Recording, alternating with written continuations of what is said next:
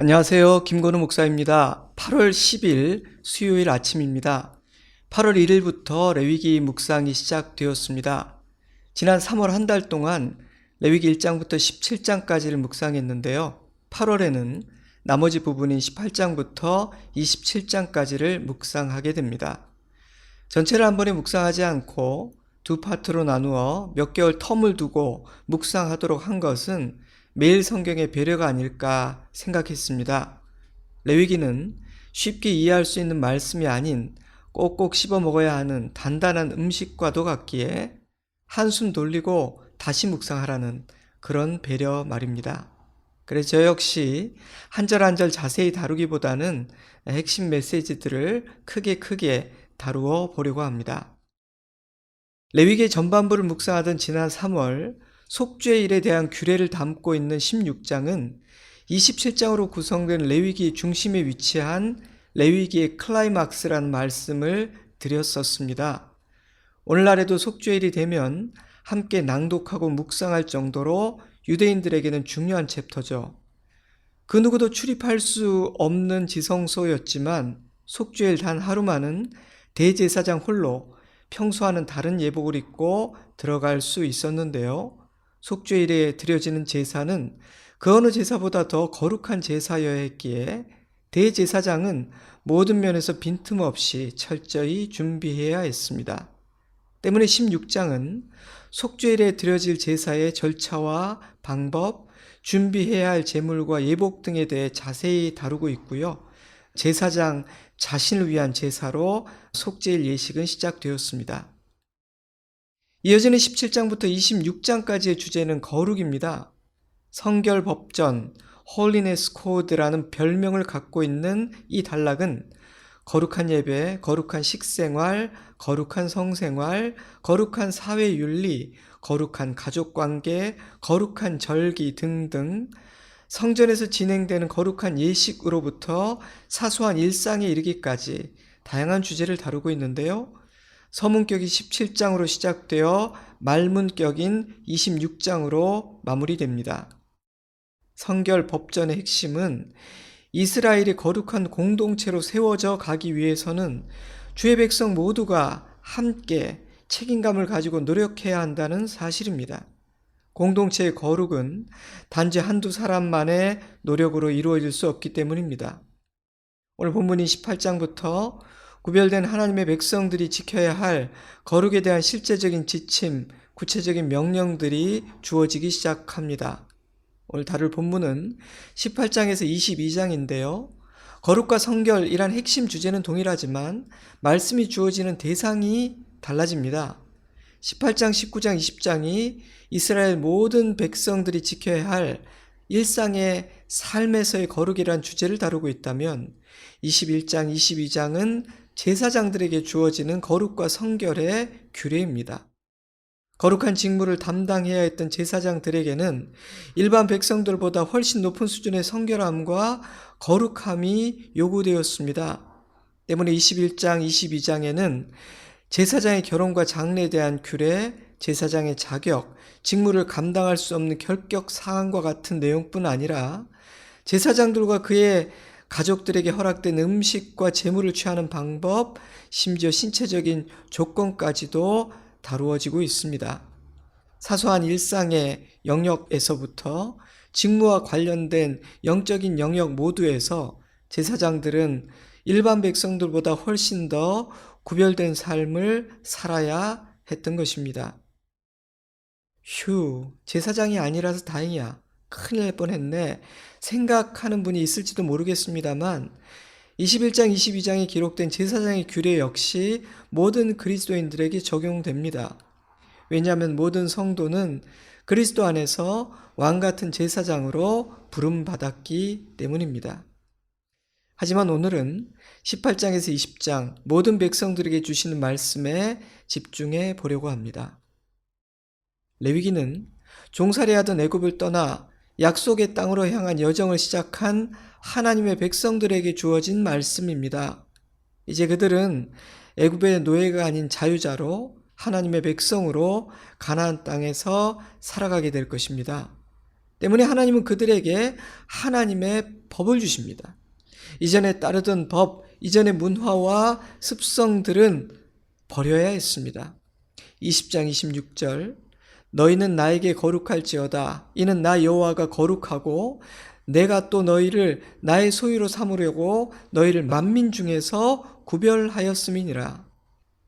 20장 26절 말씀 너희는 나에게 거룩할지어다. 이는 나 여호와가 거룩하고 내가 또 너희를 나의 소유로 삼으려고 너희를 만민 중에서 구별하였음이니라.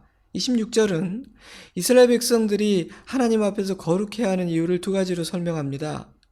하나님께서 그들을 만민 중에서 구별하여 분리하여 자기 소유로 삼으셨기 때문이고 그들을 구별하신 하나님이 거룩하신 분이시기 때문이라는 것입니다.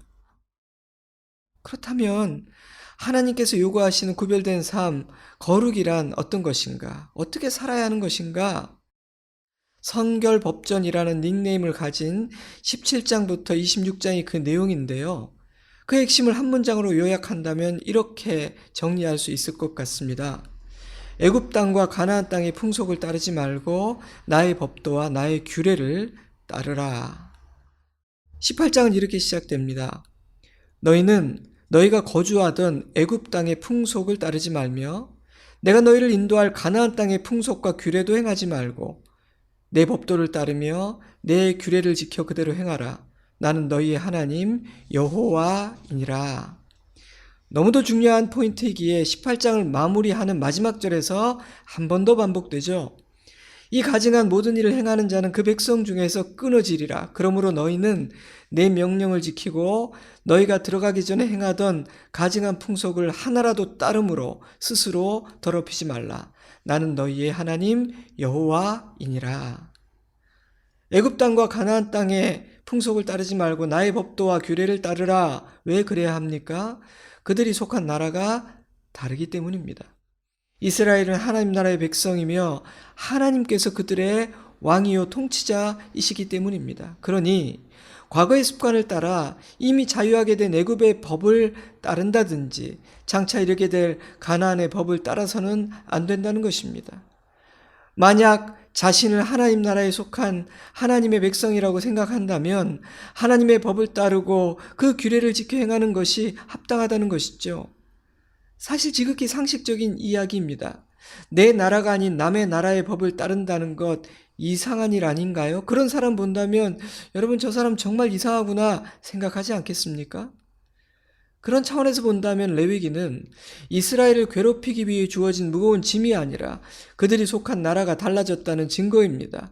새로운 법이 주어진다는 사실은 그들의 신분이 달라졌다는 의미니까요. 속한 나라가 달라졌으니 지켜야 할 법도 달라지는 것이 당연한 이치 아니겠습니까? 한 나라에서 시민권을 얻게 되면 이 시간부터 이 나라의 국민으로서 이 나라의 법을 지키겠습니다. 선서하는 것처럼 말입니다. 에베소서 역시 같은 논리를 펴고 있습니다. 에베소서는 먼저 이렇게 선언하죠. 에베소서 2장 11절 이하의 말씀입니다. 그러므로 생각하라.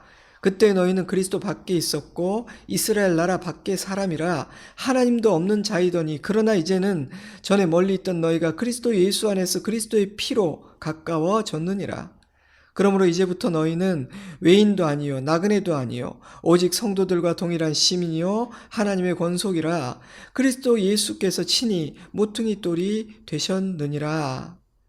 레위기가 출애굽을 새로운 삶의 전환점으로 묘사하듯 에베소서는 그리스도의 십자가를 새로운 삶의 전환점이라고 말합니다. 그런 다음 4장부터 새로운 신분에 합당한 새로운 삶에 대해 이야기합니다. 4장과 5장의 말씀들을 읽어드릴게요. 그러므로 너희는 유혹의 욕심을 따라 썩어져가는 구습을 따르는 옛사람을 벗어버리고 오직 너희의 심령이 새롭게 되어 하나님을 따라 의와 진리의 거룩함으로 지으심 받은 새 사람을 입으라. 너희가 전에는 어둠이더니 이제는 주 안에서 빛이라. 빛의 자녀들처럼 행하라. 아멘. 구약성경 레위기와 신약성경 에베소서가 말하고자 하는 바는 동일합니다. 하나님의 백성, 하나님의 자녀라는 신분에 어울리는 새로운 삶을 살라는 것이죠. 새 법을 따르고 새 법에 충성하라는 겁니다. 그러려면 과거의 삶을 의미하는 애굽의 법과 미래 위협이 될 가나안의 법을 따르지 않는 것부터 시작해야 합니다. 물론 이스라엘은 하나님 나라에 속한 하나님 백성이기는 하지만 여전히 이 세상 나라에 속하여 이 땅에서 살기 때문에 유혹과 시험과 도전과 핍박 앞에서 흔들리고 오염될 가능성이 높기 때문입니다. 사랑하는 성도 여러분, 나는 세상의 문화와 가치관을 따르지 않는 사람입니까? 내 발목을 여전히 잡고 있는 애굽과 가나안의 문화와 가치관은 어떤 것입니까? 우리가 주님의 법에 순종하지 않는 한 우리는 자유인으로 살지 못하고 하늘의 복을 누릴 수 없을 것입니다. 그러나 단지 세상을 따르지 않는 것만으로는 부족합니다. 하나님의 백성들은 하나님의 말씀을 따르고 지키고 행하는 자여야 합니다. 사랑하는 성도 여러분, 나는 하나님의 법과 하나님의 말씀을 따르고 순종하는 사람인 것 같습니까? 이것은 하면 좋지만 안 해도 되는, 안 해도 별 문제가 없는 옵션 같은 명령, 내가 할지 말지를 선택할 수 있는 그런 차원의 명령이 아닙니다. 세상의 법이냐 하나님의 법이냐 어느 것을 따르느냐가 우리의 결말을 결정할 것이기 때문입니다. 레위기 10장 22절 23절 말씀입니다. 너희는 나의 모든 규례와 법도를 지켜 행하라. 그리하여야 내가 너희를 인도하여 거주하는 땅이 너희를 토하지 아니하리라. 너희는 내가 너희 앞에서 쫓아내는 족속의 풍속을 따르지 말라. 그들이 이 모든 일 행함으로 내가 그들을 가증히 여기노라.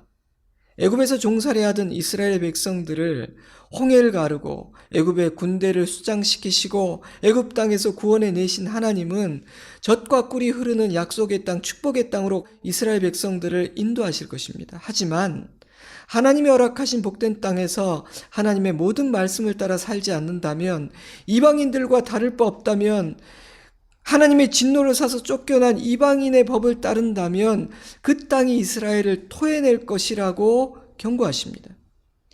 그 땅의 족속들의 풍속이 너무도 악하여 하나님은 그들을 가증히 여기신 것인데 이스라엘이 그들의 풍속을 따른다면 벌하지 않을 수 없다고 엄중히 경고하십니다.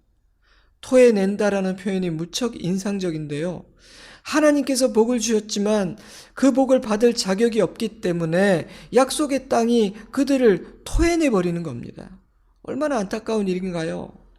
사랑하는 성도 여러분, 우리가 하나님이 주시는 복을 받는 것은 은혜요 자비입니다. 자격이 없는데 주어지는 선물이기 때문에 그 복을 받는데 우리가 기여한 것이 없습니다. 우리는 그냥 받습니다. 그래서 감사한 겁니다. 그래서 은혜라고 부르는 것입니다. 하지만 주님 주신 그 복을 담아내고 지키고 더 풍성하게 만드는 데에는 나의 책임이 있습니다.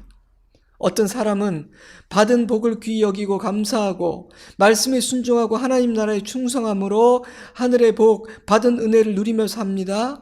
해피엔딩에 이르게 됩니다. 하지만 어떤 사람은 받은 복을 귀하게 여기지 않습니다. 순종하지 않고 하나님 나라가 아닌 세상 나라와 자신의 욕심에 충성하며 삽니다.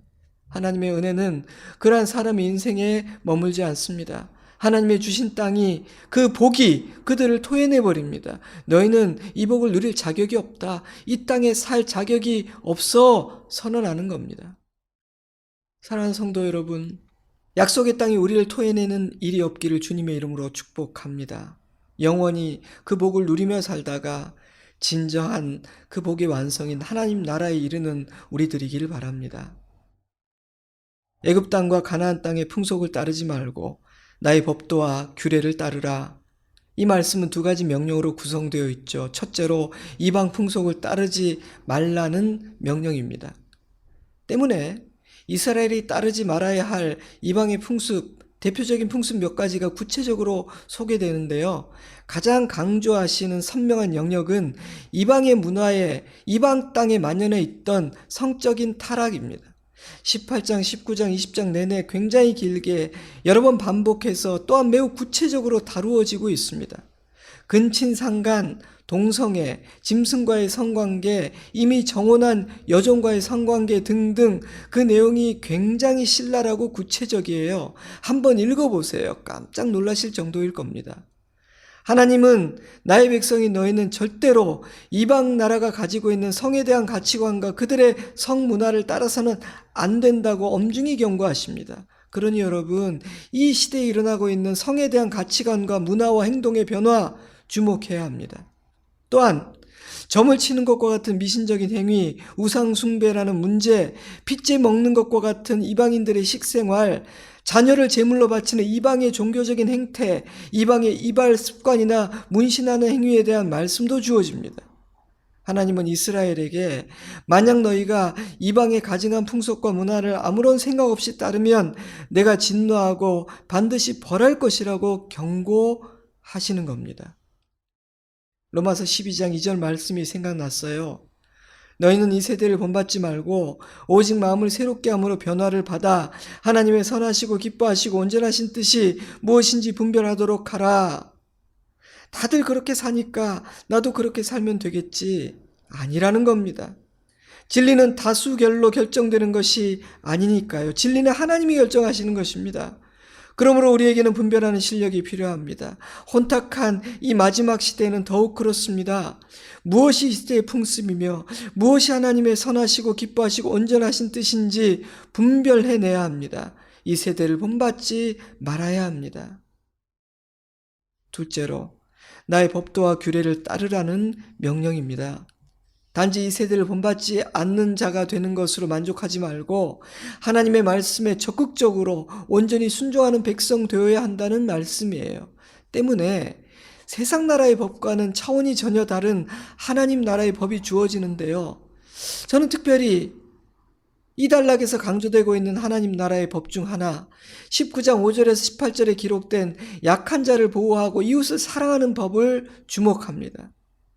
제가 간략하게 이 단락에서 주어지는 하나님 나라의 법을 좀 요약해서 말씀드릴게요.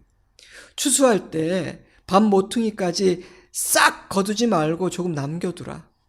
떨어진 이삭과 열매들은 가난한 이들을 위해서 다 따지 말고 주워버리지 말고 좀 남겨두라. 이웃을 억압한다거나 착취해서는 안 된다. 품꾼에게 주어야 하는 싹이 있다면 그날 해 저물기 전에 주어야지 다음 날로 미루어서는 안 된다. 누군가를 비방하거나 거짓 맹세하거나 거짓 증언함으로 말미암아 다른 사람을 아프게 하지 마라. 내가 지켜보고 있다. 거짓말로 사기를 치거나 다른 사람에게 피를 흘리거나 손해를 끼침으로 너의 이익을 도모하고 취하지 마라. 노인을 공경하라. 이민자들을 학대하지 마라. 너희도 애굽 땅에서 이민자로 살지 않았냐? 내 이웃을 사랑하기를 너 자신을 사랑하는 것처럼 하라. 사랑하는 여러분, 세상에 이런 법을 가진 나라가 어디 있습니까? 근데 이것이 하나님 나라입니다. 하나님 나라는 세상 나라와는 차원이 다른 거죠. 우리에게 좀 버거울 수 있어요. 왜냐하면 우리는 연약한 인간이고 세상 나라의 법이 좀 더 쉬우니까요. 그러나 사랑하는 성도 여러분, 내가 이러한 놀라운 나라의 백성이라는 사실을, 이러한 고차원의 법을 요구하시는 왕의 백성임을 감사하시고 기뻐하시기 바랍니다. 그리고 하나님의 법을 따르기로 결정하는 우리이기를 주님의 이름으로 축복합니다. 물론 세상이 보기에는 하나님 나라의 법에 충성하는 우리가 어리석어 보일 수 있습니다. 세상 법과 세상 문화와 세상 가치관을 따르는 사람이 승승장구하고 지혜로워 보일 수도 있습니다. 하지만 여러분, 잠깐입니다. 하나님은 이방의 법을 따르지 않고 하나님의 법을 따르는 자만이 살게 될 것이며 복을 누리게 될 것이라고 분명하게 약속하지 않으셨습니까? 제가 다시 한번 앞서 읽어드렸던 18장 3절 말씀과 20장 22절 말씀을 읽어드리겠습니다. 너희는 너희가 거주하던 애굽 땅의 풍속을 따르지 말며 내가 너희를 인도할 가나안 땅의 풍속과 규례도 행하지 말고 너희는 내 법도를 따르며 내 규례를 지켜 그대로 행하라. 나는 너희의 하나님 여호와니라. 너희는 나의 모든 규례와 법도를 지켜 행하라. 그리하여야 내가 너희를 인도하여 거주하게 하는 땅이 너희를 토하지 아니하리라. 너희는 내가 너희 앞에서 쫓아내는 족속의 풍속을 따르지 말라. 사랑하는 성도 여러분, 이러한 주님의 말씀을 믿느냐 믿지 않느냐가 우리의 영원한 미래를 결정할 것입니다. 여러분은 누구의 나라에 속한 자로 살고 계십니까? 오늘부터 어떤 나라의 법을 따르며 사시려 합니까? 오늘 이 아침 그것을 결정하는 은혜가 있으면 좋겠습니다. 이제 잠시 오늘 나눈 말씀을 되새기며 기도하는 시간을 갖겠습니다. 우리 각자의 입으로 하나님 앞에 고백하고 대화하는 시간을 가지면 좋겠습니다. 저는 주일에 뵙겠습니다. 사랑합니다. 축복합니다. 우리 서로를 위해서 기도하는 한 주간 보냅시다. 샬롬.